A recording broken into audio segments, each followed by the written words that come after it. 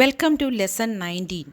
In this lesson, we will design the teacher form, the user interface where users can add, update, view and delete teacher records. The teacher form allows users to enter teacher details, view existing records and perform CRUD operations. A clean and intuitive layout ensures smooth interaction and reduces user errors.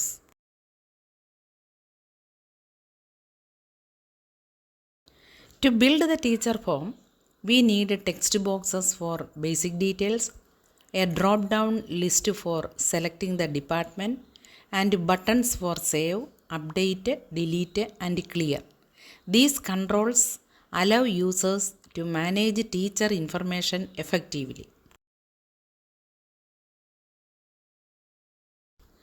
A grid view is used to display all teacher records. It allows users to select a record for editing and supports features like paging and sorting.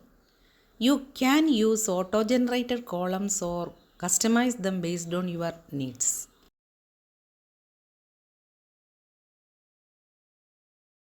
A good layout places form fields at the top, action buttons in the middle, and the grid view at the bottom.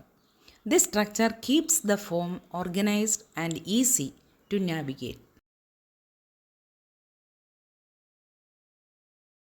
Design your form with usability in mind.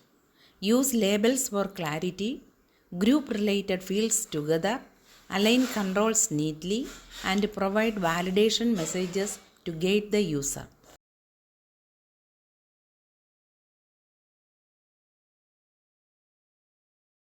Styling enhances the user experience.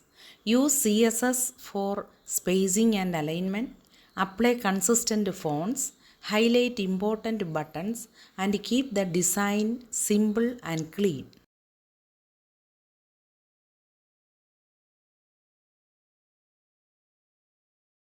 In summary, the teacher form provides a structured interface for managing teacher data. With a clean layout and essential controls, it is now ready for CRUD integration with the next lesson.